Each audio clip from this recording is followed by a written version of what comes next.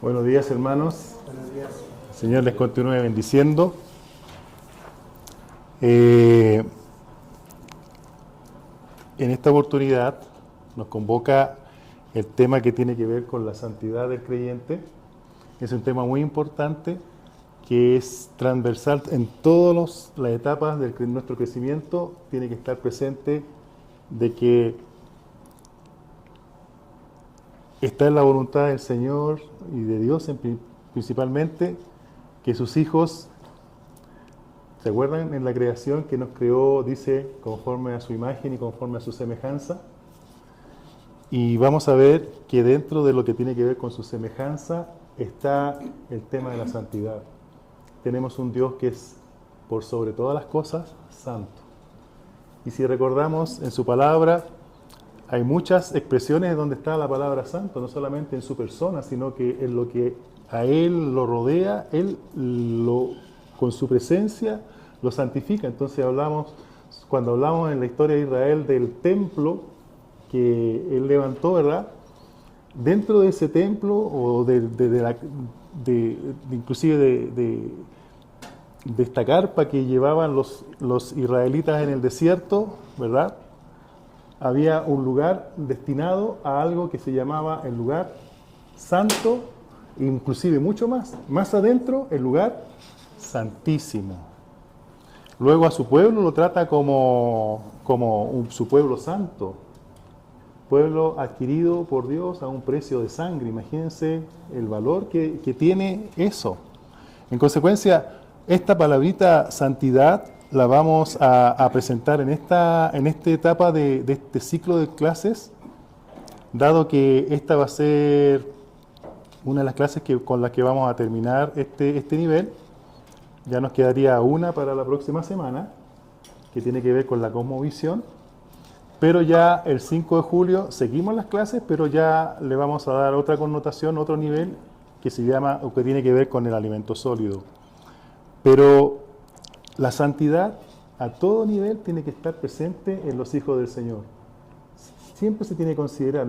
Y esto no tiene que ver con cuánto uno sabe de Biblia, cuántos conceptos teológicos habrá adquirido durante su vida en el Evangelio, o si está recién llegando a los caminos del Señor.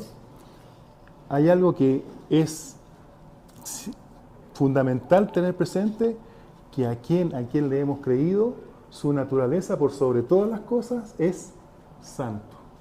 Esa santidad es tan grande y tan profunda que dice que en el cielo no hay nadie capaz de ponerse siquiera de pie frente a su persona gloriosa, pero también frente a su santidad.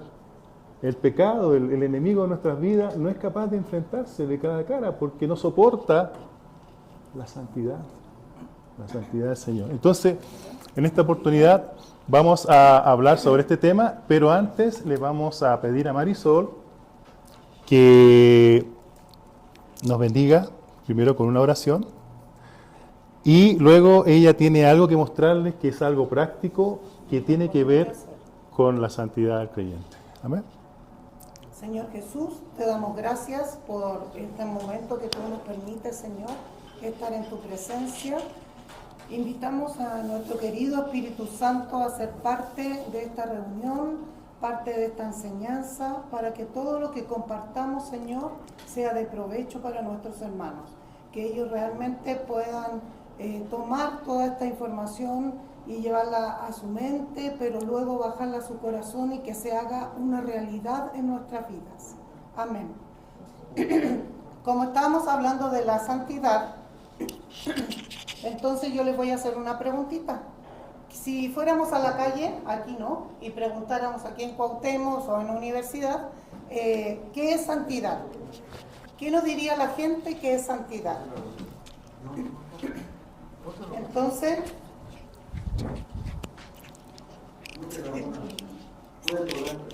bueno, hablando de la santidad, si preguntáramos en la calle ahorita, ¿qué es santidad, no? Fuéramos aquí a Cuauhtémoc o a la calle Universidad o al parque ahí, al mall que hay, ¿qué es santidad? ¿Qué nos diría la gente? ¿Qué creen ustedes que nos diría la gente si le preguntamos qué es santidad? ¿Alguien dice que es santidad? Bueno, yo creo que la gente diría, pues bueno, santidad. ¿Qué? Bueno, lo que dice la gente Ajá, sería el estar apartado ajá, para Dios nada más.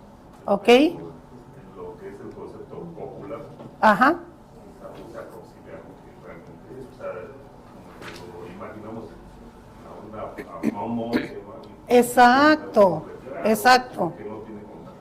muy bien, exacto.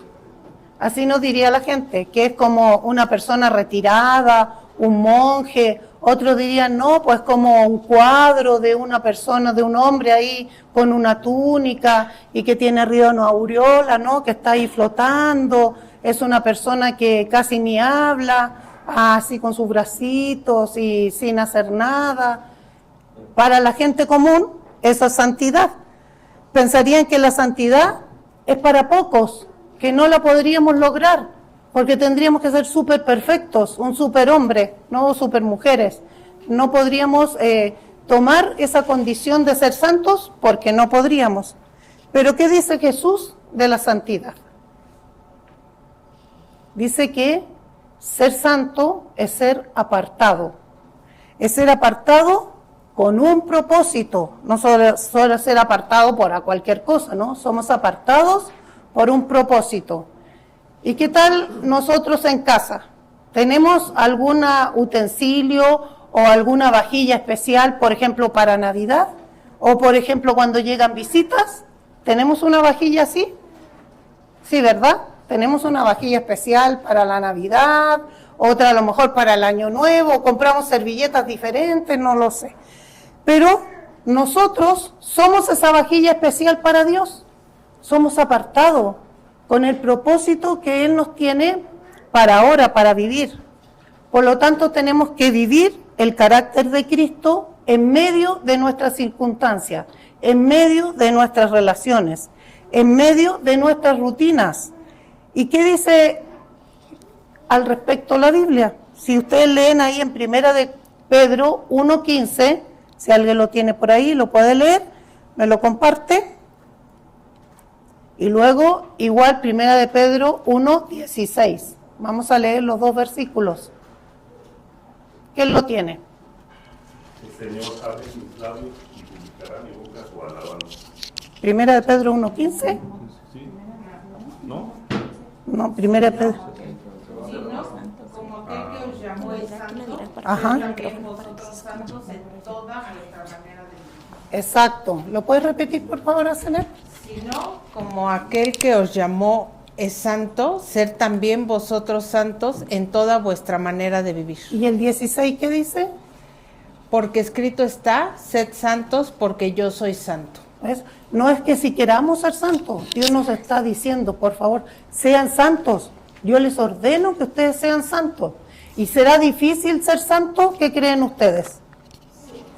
¿Es difícil? Pues cuando tenemos al Espíritu Santo de nuestro lado, no es difícil ser santo. Cuando somos llenos del Espíritu Santo y Él guía nuestros pasos, no es difícil ser santo. Y ya les voy a probar. Ya. ¿Sigo? Ujú. Muy bien. Entonces, aquí, como les digo siempre, soy muy majadero con este cuadrito, que yo espero que ya de tanto repetirlo ya se lo sepan todo, ya lo tengan muy claro. Pero desde que el hombre cayó ya en el Edén, ¿verdad? Nuestros primeros padres, y fueron sacados de esa condición hermosa en la cual nos tenía el Señor, caímos en la tierra y dijimos que caímos en la tierra, pero tenemos que vivir circunstancias, situaciones en ella para las cuales tenemos que tomar siempre decisiones. Cuando tú te levantas en la mañana, decíamos siempre, tú decides con qué ropa te vas a levantar, a dónde vas a ir, qué tienes que hacer, y a veces priorizas, ¿no? Y si estás en un trabajo, tú tienes clarito las cosas que tienes que tomar o hacer primero. Y en los caminos del Señor, a eso se le llama el libre albedrío. Ya estamos en la tierra y tenemos libre albedrío. Entonces hablábamos de que para el apóstol Pablo, nuevamente, la naturaleza humana, él la consideraba de que estaban los hombres naturales, eran aquellos varones para los cuales el concepto de Dios no lo tienen internalizado en sus vidas. Pueden haber escuchado de Dios, pero no creen en Dios realmente. Y en consecuencia viven la vida, actúan, interactúan con sus semejantes y han aprendido lo que han aprendido de acuerdo a cómo en el ambiente en que han crecido les ha permitido tener información con las cuales desarrollar sus vidas.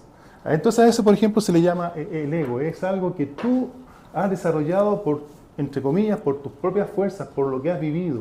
Hay gente que ha nacido en buenas cunas, ¿verdad? Y se han desarrollado bien, han podido lograr tener una familia bien consolidada, ¿verdad? Han podido tener, qué sé yo, otros logros como la bendición de tener una profesión, por ejemplo. Pero hay otros que no han tenido esa posibilidad porque a lo mejor el ambiente en el que han crecido estas personas no les ha permitido ver algo más allá de lo que su entorno que les rodea les da.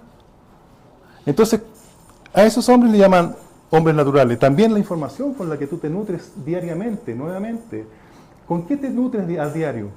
¿Cuántas hay personas que les gusta, por ejemplo, escuchar las noticias, ¿verdad? En la televisión, en la radio. Y hablábamos que ya en la creación Dios nos hizo una construcción tripartita. Éramos espíritu, alma y cuerpo. ¿Qué parte de esa construcción tripartita es la que siempre se ve confrontada al vivir la vida? El alma. Porque en el alma subyace, dijimos, los sentimientos, los pensamientos y las emociones.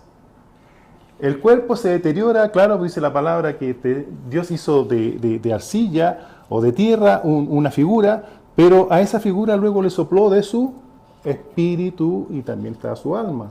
Entonces lo que siempre se confronta en nuestras vidas es el alma. Al alma es la que tú en la mañana te levantas y, por ejemplo, empiezas a recibir información natural. Por ejemplo, lo que te llega por la radio, la televisión, pero también hablamos, ¿y qué pasa cuando te habla una vecina o un amigo o un colega de trabajo y te trae cuentos, te trae chismes, te trae cuestiones que en vez de levantarte, de animarte, todo lo contrario te hunden? ¿No es verdad que lo que se está confrontando es tu alma? Porque ahí subyacen las emociones, los sentimientos. A veces lo que te dicen te puede inspirar, te puede levantar, pero yo diría que a veces también lo que te dicen, en vez de levantarte, te hunden, te deprimen, te decaen, te hacen vivir la vida como Dios no quisiera que tú la vivieses. Entonces, cuando tú, de alguna forma, por gracia y misericordia, Dios te permite que le conozcas, porque a veces no es una cosa de uno, es por gracia de Dios, empiezas a caminar este camino que se llama del creyente, del discípulo y del varón perfecto. Esto es la visión que tenía Pablo respecto al crecimiento y al desarrollo espiritual de las personas. Me queda claro, les comentaba, de que ya nosotros no somos hombres naturales, porque tenemos de alguna forma el concepto de Dios en nuestras vidas y queremos aprender de Él, tenemos hambre y sed de su palabra, de saber de Él. Entonces estamos en el camino del creyente. El creyente es la persona que tiene los primeros pasos en los caminos del Señor, ¿verdad? Eso lo comentábamos. Y en esos primeros pasos el apóstol Pablo los diferenciaba entre dos tipos de creyentes, los carnales y los espirituales. ¿Por qué los carnales? Porque independiente de que estemos conociendo a Dios, todavía traemos cultura, todavía traemos costumbres, todavía traemos cosas en nuestra vida que no son del agrado de Dios, pero las traemos y Dios de a poquito las va a ir sacando de nuestras vidas, ¿verdad? Entonces, pero a veces llegamos a una iglesia y hay situaciones que generan ruido por estas cosas que traemos y que tenemos que irlas sobrellevando. Luego ese creyente empieza a madurar un poquito más en los caminos espirituales y a ese creyente ya Dios le dice que es un espiritual. Ahora, si este hombre o este ser humano, este ser viviente, sigue teniendo hambre, sigue buscando del Señor, ¿se acuerdan el videito que les mostraba el ciervo? ¿Se acuerdan que el ciervo como gemía por las aguas? Es bien especial su no sé cómo le llamaríamos a eso, gemir. El león gruñe, ¿no? ¡Wow! Ese es poderoso, ese te da la idea de que aquí estoy yo y soy conquistador. Pero el ciervo, fíjate, clama porque tiene sed. Y es un clamor que le sale tan de adentro que estremece. Yo les comentaba a mí, el león, si lo veo de frente, o a lo mejor ustedes ven un león ahí, lo soltaron en el zoológico, lo primero que cuando lo ves te da miedo. Pero cuando ves un ciervo clamando así, más que miedo a veces a mí me da pena porque veo que ese animalito está sufriendo porque necesita tomar agua. Y eso lo conmovió a David y le hizo escribir el Salmo 42. Como el ciervo clama por las corrientes de las aguas, así clama por ti, oh Dios. ¿Quién? ¿El espíritu? ¿Quién? ¿El cuerpo? No. ¿Qué dice la palabra? El alma mía. ¿Te fijas? En esa construcción tripartita, cuerpo, alma y espíritu, es el alma, es la que está moviéndose, o se va para el lado de la carne, o se va para el lado del espíritu. ¿Ves? Ok, luego las distracciones, la razón, de todos esos temas ya los hablamos, y todo eso tiene que ver con los procesos internos, y Dios no nos deja solos porque el mismo Señor Jesucristo nos presenta ya un Dios Padre. Y comentábamos que un papá, cuando nace su hijo, yo creo que no lo deja ahí, nació y que crezca solo, que otro le dé alimentos, ¿no? Lo primero que tú haces, lo abrazas, lo apapachas, le das alimentos, lo cubres con ropa, le procuras su mejor formación, la mejor formación que tú puedas y que esté a tu alcance darle, ¿verdad? Lo proyectas, le demuestras en el plano íntimo y de los sentimientos que le amas, lo acompañas en las buenas y en las malas. Y si nosotros, seres humanos, imperfectos, hacemos esas cosas con nuestros hijos, imagínate cuando Jesús nos presenta a Dios como Padre. ¿Quién hará papá por nosotros? ¿Se va entendiendo? Entonces, ¿qué tiene que ver esto con la santidad? Mucho, porque aquí están todas las herramientas que como papá Dios nos da, ¿verdad? La palabra del Señor que nos ha estado ilustrando Juanita, ¿verdad? Cómo está constituida. Pero la palabra, ¿por qué Dios nos dio la palabra? ¿Por qué Dios nos dio las escrituras? ¿Por qué Él nos muestra esto? Porque en ellas no solamente es información que se recibe en forma intelectual, sino que en ella está el pensamiento de Dios, los sentimientos de Dios. Y en consecuencia, ¿se acuerdan la diferencia entre información y conocimiento? Información es algo que tú recibes, pero si yo te distraigo, se te puede olvidar. Pero el conocimiento es la información que tú recibes y si la consideras válida, la procesas en tu cabecita y luego no conforme con eso la haces vida, la vives en el día a día. Entonces, el Señor nos está bendiciendo con eso. El mejor regalo para poder crecer en los caminos del Señor y poder restablecer esa relación que en el Edén tenía Dios con el hombre, se llama Jesús, su Hijo. Él vino a cumplir, a pagar un precio que Él no se merecía, pero era por puro amor de poder restablecer esa comunión. ¿Y qué es lo que había en el Edén? Decía Dios que se paseaba en la tarde y hablaba con Adán, con Eva, ¿verdad? Y si hablaban, había comunicación. Pero además dice Dios que te hizo conforme a su imagen y conforme a su semejanza. Entonces Él se quiere ver en ti reflejado. Entonces, aquí hay un aspecto bien importante. Dios nos deja una sola responsabilidad fuerte que tenemos nosotros que velar por ella. En este proceso, aquí, por ejemplo, cuando tenemos el ego, fíjate que es como un triangulito. Aquí está el triangulito que se abre y se va cerrando. Y empieza, cuando tú comienzas a conocer al Señor, empieza un triangulito que empieza a crecer cada día más. Entonces, ¿qué se le va anteponiendo al ego? El carácter de Cristo. La información que recibíamos, ¿te acuerdas? Nos nutrimos todos los días de información y esa información a veces o nos produce aliento, pero yo diría que muchas veces nos produce desánimo, a veces nos produce temor. Temor a salir a la calle. Cuando tú ves las noticias, ¿de qué te estás nutriendo? ¿Qué ves en las noticias? Que hay un secuestro, que hubo un asalto, que mira, la señora iba caminando, iba con su bebé y le tomaron sus cosas. Entonces tú cuando sales a la calle, tú sales con ciertas precauciones, ¿o no? No vas libre. La distracción es otra cosa. Hay cosas que parecieran, dice la palabra, que hay caminos que al hombre le parecen correctos, buenos, pero su fin no lo es. ¿Cuándo el fin no lo es? Cuando la distracción, eso que te desenfoca de Dios, no lo haces ver, no te hace verlo a Él, sino que lo haces ver o tú vas viendo otras cosas que te empiezan a distraer. Parecen que son buenas, pero tenemos que tener la sabiduría y la inteligencia de entender de que si eso que tiene apariencia de bueno me empieza a distraer de mi enfoque de Dios, entonces no lo ves tanto. Es como le contaba la otra vez del ejercicio, ¿no? Si pongo yo una olla y pongo con agua fría, pongo un sapito adentro, ¿qué va a hacer el sapito? La ranita, ¿no? Va a estar feliz nadando en la ollita ahí tranquilamente, y yo voy y pongo la estufa y prendo el gas. ¿Qué le va a pasar a la ranita?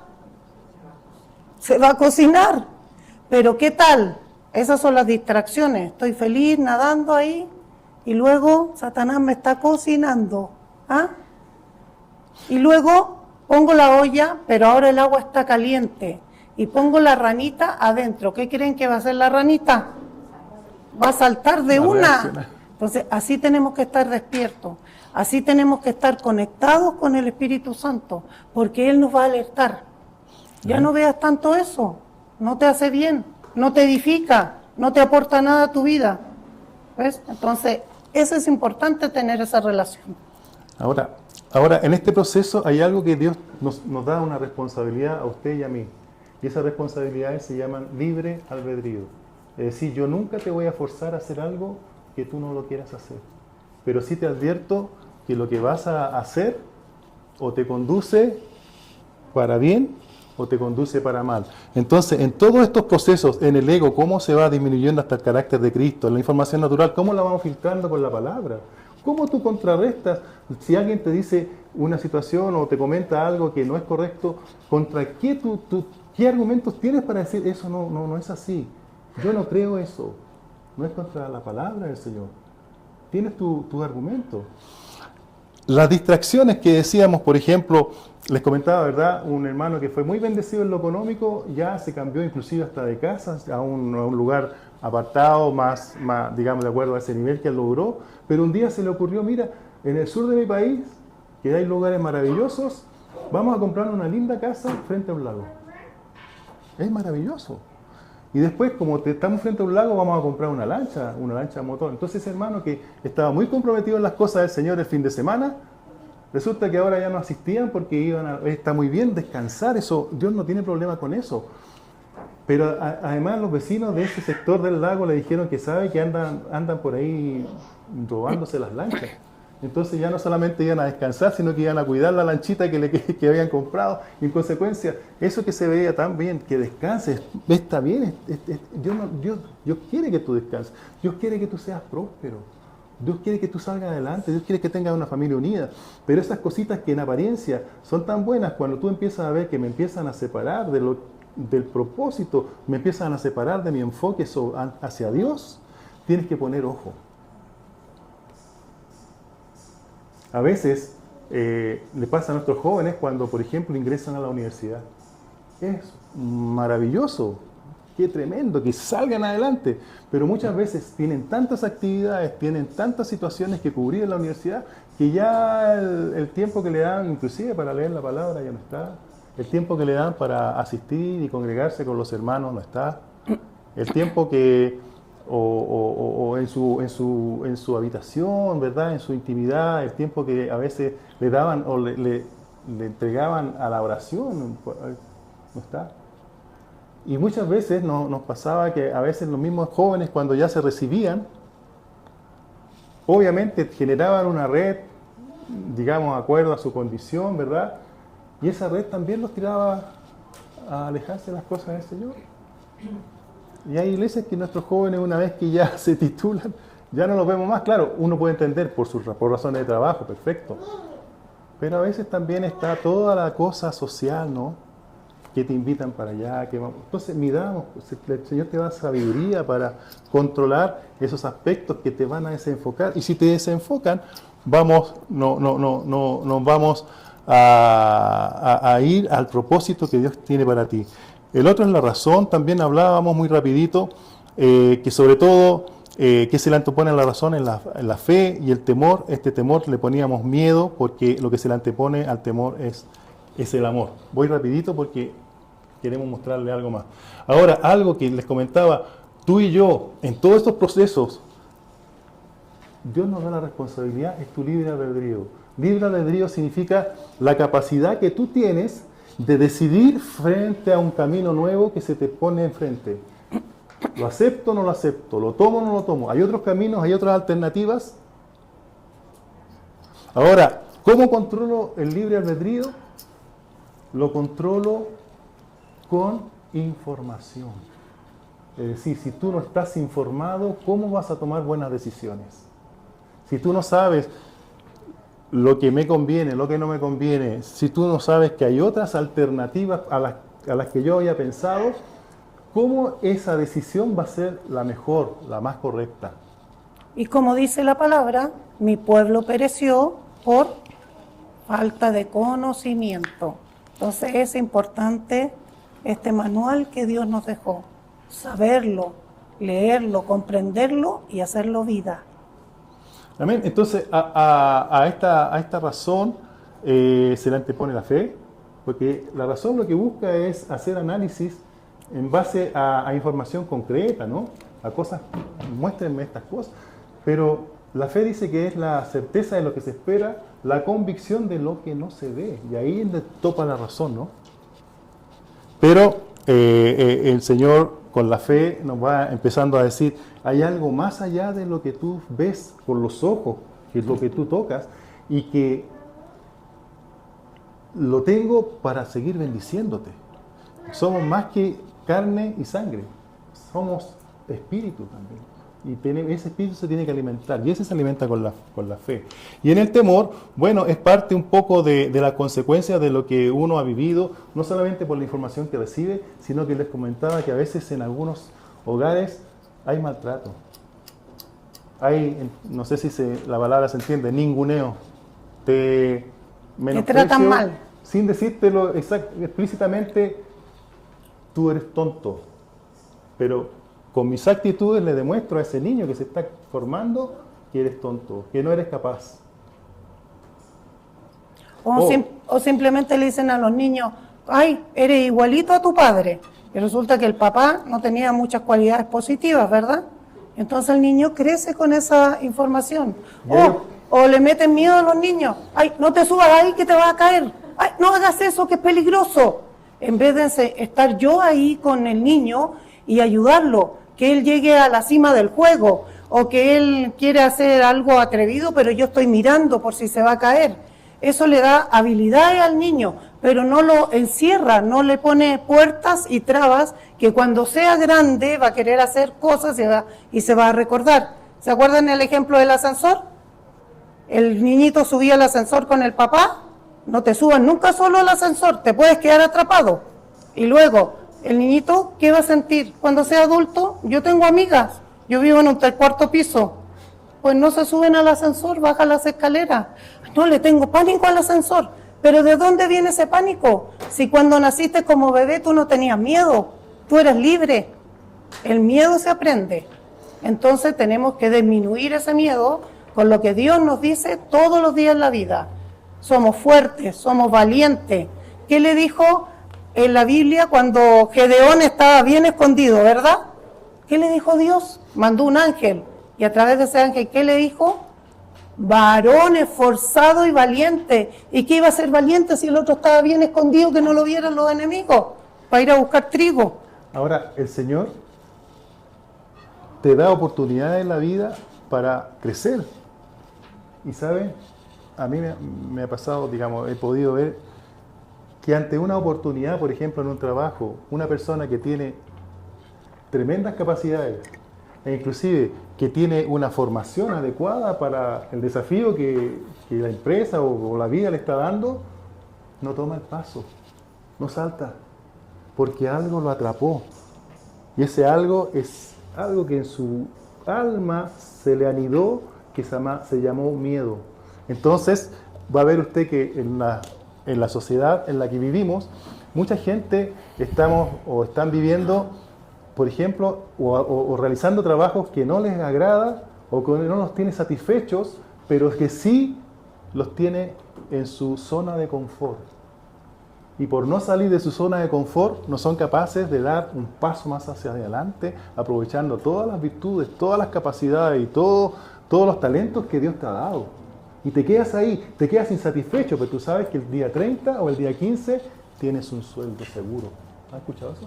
Tienes un sueldo seguro. Pero resulta que Dios te está llamando para grandes cosas, pero respeta tu voluntad, el libre albedrío. Me diste este camino, yo sé que viene de ti, pero hay algo que me atrapa, que me deja ahí. Y eso es algo que viene no solamente del momento en que se presenta esa situación, sino que viene de más atrás. Lo traemos heredado de estas situaciones, esta información que hemos recibido, esta vida de maltrato. A veces en el colegio han escuchado, o ahora último se habla de bullying en los colegios. ¿Y de qué se trata el bullying? No se trata de tratar mal a un compañero, ya sea por su apariencia, o ya sea por cómo se conduce, en fin. Pero eso, ¿tú crees que eso a ese niño le es indiferente cuando llega a su casa?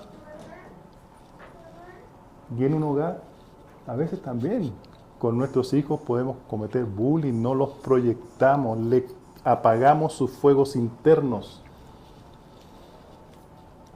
¿Saben? Esto tiene que ver con santidad. Y vamos a ir adelante porque hay algo bonito que le queremos mostrar. Entonces, por el lado del hombre natural, está el tema del pecado, pero si vamos avanzando en los caminos espirituales, por este lado, esta parte que tenemos aquí, que habla del carácter de Cristo, la palabra de Dios, la oración, eso tiene que ver con santidad. ¿Amén? No sé si tú ya quieres mostrarle el...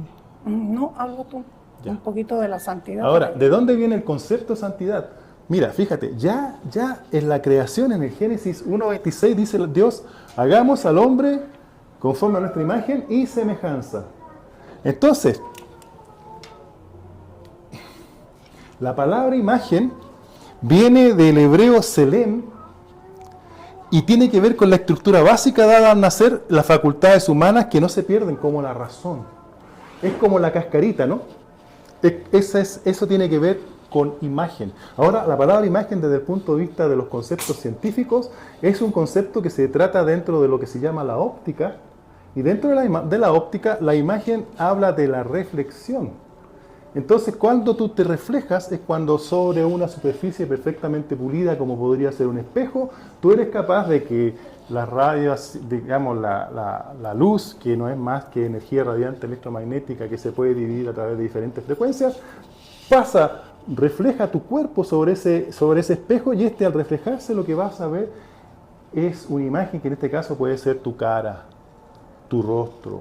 Entonces Dios, cuando te creó, dice que te hizo conforme a su imagen porque Él se estaba viendo en ti, no en cuerpo físico, no, sino que se estaba viendo en características que son de Él, que te las dio a ti, como la razón, la capacidad de pensar, la capacidad de amar, la capacidad de sentir, la capacidad de, ¿por qué no?, de enojarse. Si Dios se puede enojar, no lo tomemos como un pecado. El ira, dice Pablo dice que te puedes enojar, pero que no se ponga el sol sobre vuestro enojo. ¿Te fijas? Lo puedes controlar. Ahora, la segunda patita de imagen y semejanza, que se las puse ahí con amarillo. Semejanzas viene del hebreo demut. Fíjate que no es lo mismo, uno pareciera que, imagen y semejanza. Demut, y eso dice, es el desarrollo moral, la virtud, y mira aquí, la santidad. Cuando Dios nos pide, sed santos como yo soy santo, te está diciendo a ti y a mí, sean semejantes a mí.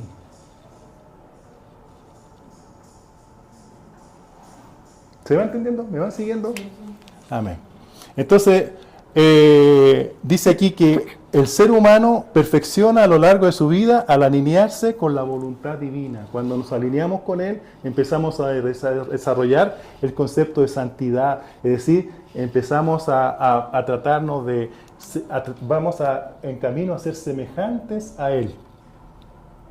Ahora, porque Cristo está en santo, porque yo soy santo, en el Antiguo Testamento ya empezaba a hablar de la santidad en Levíticos 11:44, en Levíticos 19 y en el 11:44 dice, por ejemplo, esto es en el Antiguo Testamento, porque yo soy Jehová vuestro Dios, vosotros por tanto os santificaréis y seréis santos nuevamente, porque yo soy santos. Y no es una exigencia, yo te pido esto como una condición, sino que te lo estoy diciendo porque yo sé a quién le estoy diciendo esto. Se lo estoy diciendo a mi creación. Se lo estoy diciendo, después dice que si Dios se presenta como un padre, en el fondo nosotros a través de Jesucristo llegamos a ser hijos. Y tu hijo, ¿no es verdad que tiene tu ADN? Tus hijas tienen tu ADN, ¿verdad? En consecuencia, cuando Dios me dice que tienes que ser santo, es porque parte de mi ADN de santidad está en ti. No te lo estoy exigiendo como que lo tienes que cumplir, te lo estoy diciendo porque esa santidad, cuando te vean en esa condición, me van a ver a mí. Eres semejante a mí. Esa es la santidad, porque yo soy santo. Tú tienes que ser santo porque tú eres mi hijo. No te lo estoy dando como una instrucción. Tienes que ser santo, como que es algo lejano. Es una instrucción. Ah, no, Él es santo porque yo soy santo, dice el Señor. Y tú, como eres mi hijo, tienes que ser santo. ¿Te fijas? Entonces aquí está nuevamente en otro versículo. Perdónenme que les dé la espalda a los hermanos. Discúlpenme. Habla a toda la congregación de los hijos de Israel y diles, santos seréis, porque santo soy yo. Nuevamente, santo, santo, santo. Ahora, en el Nuevo Testamento, el apóstol Pedro, ya lo habíamos leído, habla de santos. Ya en griego, esta es la palabra agio, que transmite la idea de consagrado a Dios, sagrado, moralmente irreprensible. Llama a los creyentes a ser distintos en un mundo por su conducta. Y aquí vamos a ir sacando también algunas cosas que traemos, porque pensamos que santidad lo asociamos al legalismo. ¿Cuántas veces el Señor Jesucristo no le discutía a los sacerdotes de la época y les trataba re mal? Les decía, ustedes son como sepulcros blanqueados, muy bonitos por fuera, pero por dentro huelen mal, hieden. Porque no era santidad lo que ellos querían mostrar, era legalismo, era cómo cumplían la palabra, pero por dentro te podían estar sonriendo y por dentro, oh, Y santidad es semejanza con Dios. Dios es puro, Él no tiene dobleces. Si te dice que te ama, si te dice que quiere estar contigo, si te dice que te aprecia, lo dice de todo corazón, sin dobleces. Eso tiene que ver con la santidad.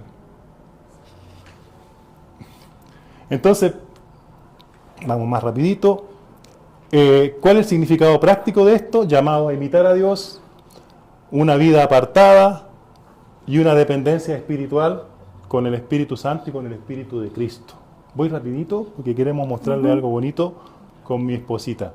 Hoy en día, ¿con qué se enfrenta la santidad? Con distracciones. ¿Se acuerdan de las distracciones? Dios quiere que seas santo, pero hay cosas que te distraen y que tienen apariencia de buenas cosas. Y claro, vívelas, pero vívelas esas buenas cosas con la sabiduría y el discernimiento de saber que todo tiene un límite. Todo tiene un límite. Los amigos, maravilloso. Comparte con ellos, disfruta con ellos, sale con ellos, pero cuando la amistad te empieza a distraer de las cosas de Dios, cuando ya el día domingo no es suficiente, el día sábado o el viernes estar con ellos, sino que además tenemos que salir el domingo y tenemos que ir para allá y para acá, o cuando un amigo te lleva a lugares que no te convienen en lo espiritual, sabiduría, inteligencia, eso te va, ese es tu libre albedrío, en el cual el amigo, el vecino, el colega de trabajo, las condiciones de la vida son caminos que se te van presentando frente a tu vista.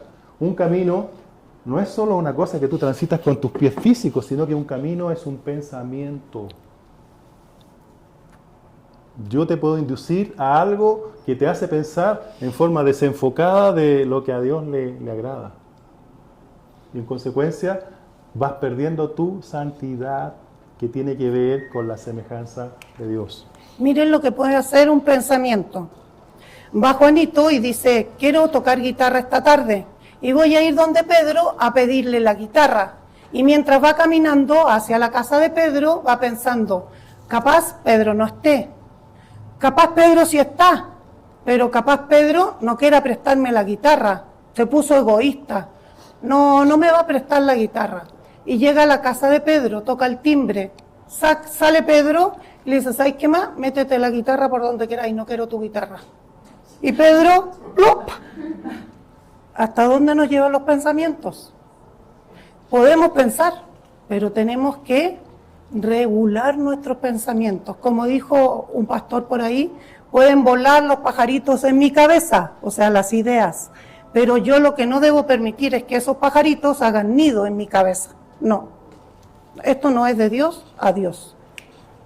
Por último, si no tengo nada que pensar, pues me pongo a cantar. Y ya. Amén. Ahí vamos con las distracciones. Ahora, ¿cuál es el enemigo que tenemos? Somos nosotros mismos. La humanidad heredó una predisposición al pecado, ¿verdad?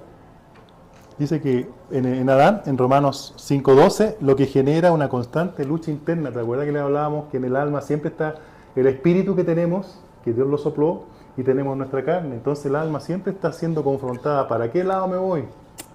O para lo espiritual, o para lo material, o carnal, ¿verdad?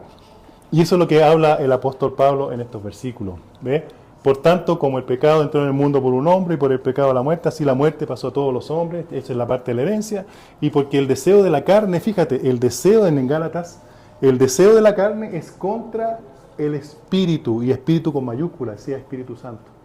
Y luego, y el espíritu es contra la carne, y estos dos se oponen entre sí, para que no hagáis lo que quisierais. ¿Se acuerda que Pablo decía, lo que quiero hacer, no hago, y lo que no quiero hacer, eso No hago?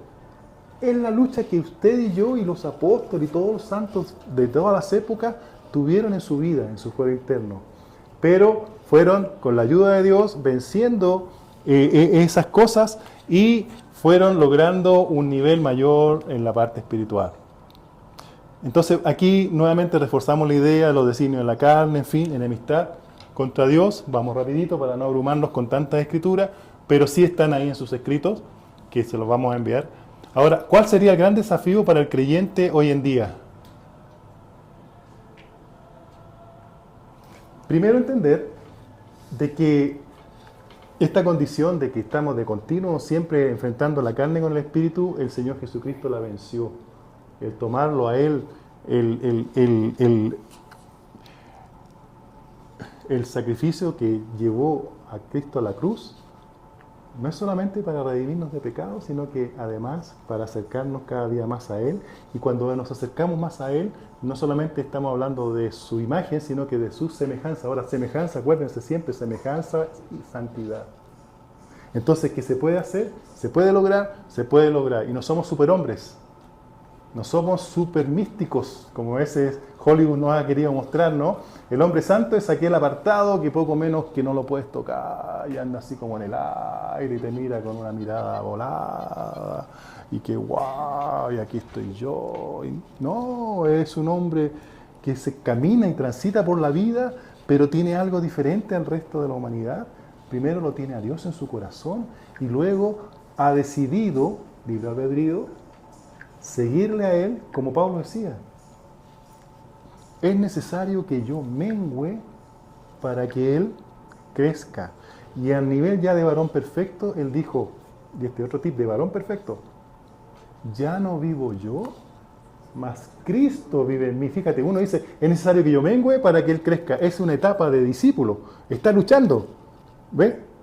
Yo tengo que, Él tiene con clarito, yo tengo que disminuir, yo tengo que, yo inclusive, yo sé que las cosas que son medios débiles, mis talones de Aquiles, se los tengo que entregar día a día al Señor para que Él vaya trabajando, perfeccionándome, su Santo Espíritu.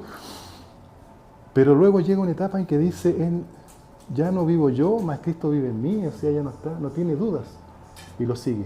¿Amén? Ya. Bien, vamos aquí y ya no.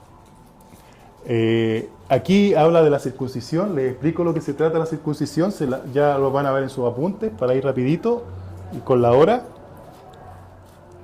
Y aquí les muestro lo que es la circuncisión que tenía que ver en el pueblo de Israel. Dios les dijo, es necesario que se circunciden, al octavo día los niños se circuncidaban y era una señal de apartarse como pueblo de todos los pueblos que tenían alrededor.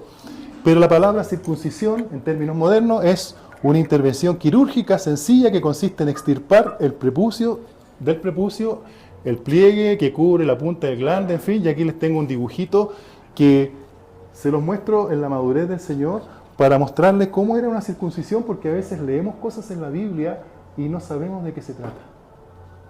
La circuncisión era un corte que le hacían a los niños al 8º día, que era un corte, si pudiésemos decir, longitudinal y uno radial, que le extirpaban esta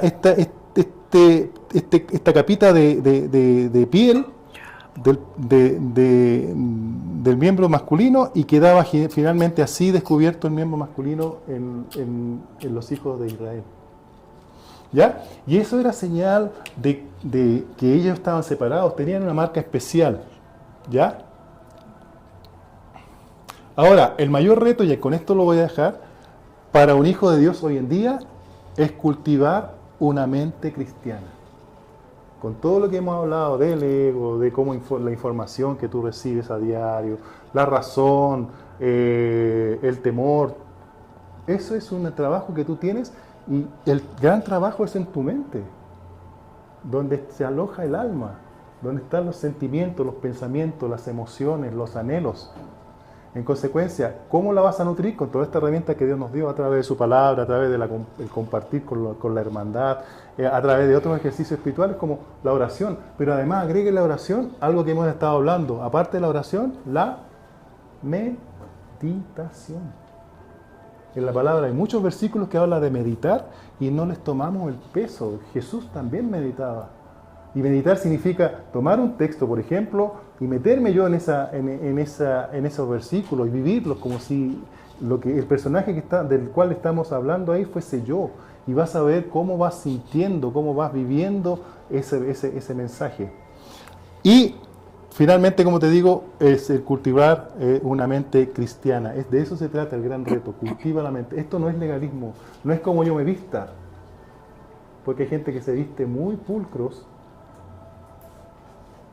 pero sus hechos dicen mucho, dan mucho que desear. Y hay gente que no se acerca a la iglesia por esos testimonios. ¿Les ha pasado?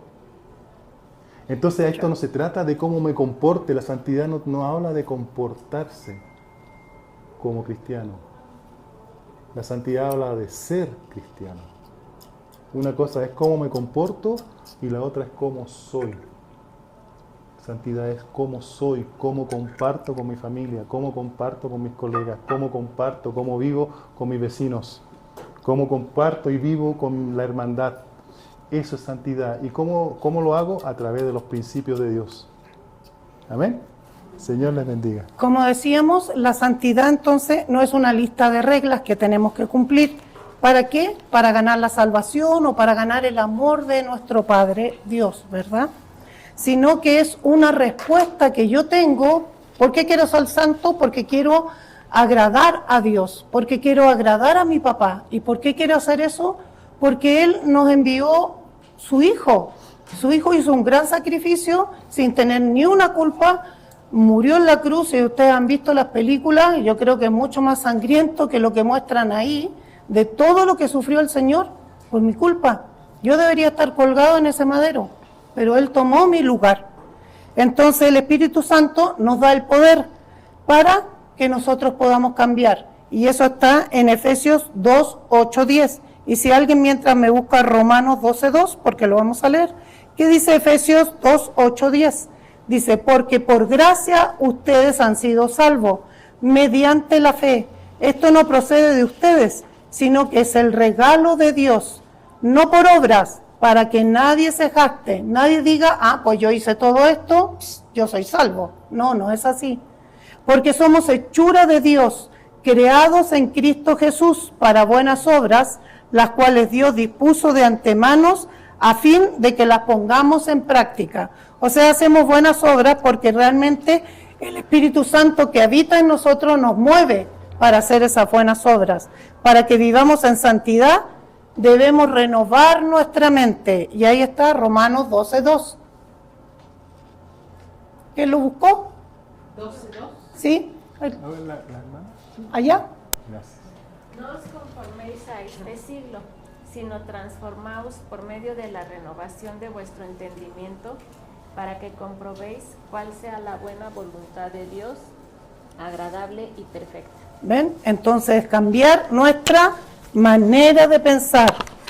Y entonces la santidad es cambiar de dueño y tener un propósito. ¿Se han fijado? A veces uno conversa con personas en el trabajo y no tienen ni idea ni para dónde van.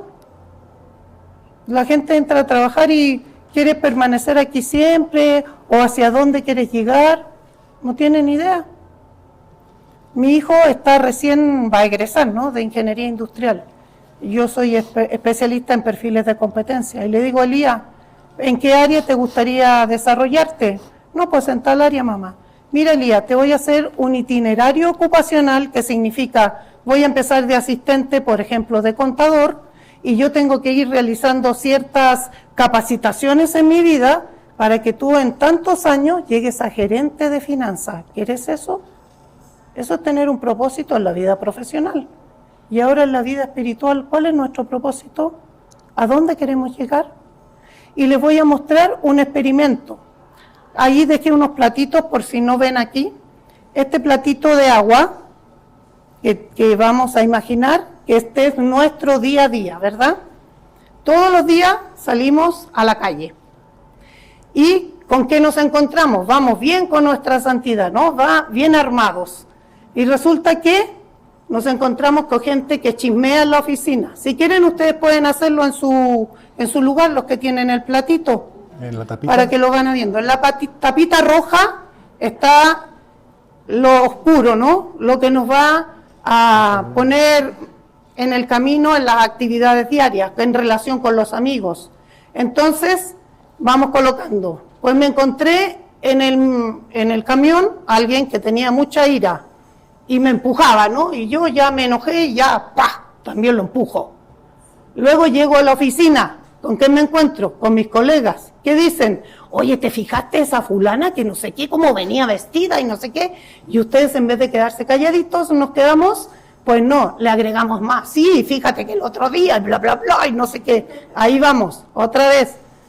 ¿Ah? Y entonces así vamos, poniéndonos, vamos al supermercado, el cajero se equivocó, nos dio dinero de más y yo, bueno, gracias Señor. Deshonestidad. Dios nos está mirando.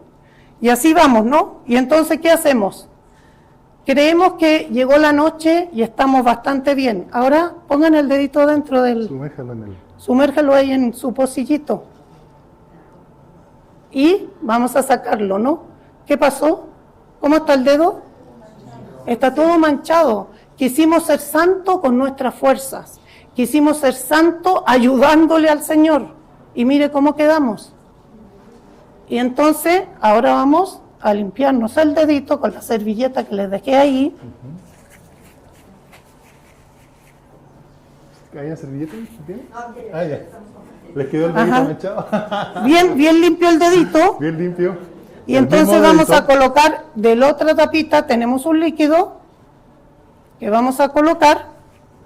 Con el otro dedito vamos a, el mismo que usamos, así, el dedito lo ponemos aquí, lo revolvemos y le vamos a poner al dedito que pusimos, ¿no?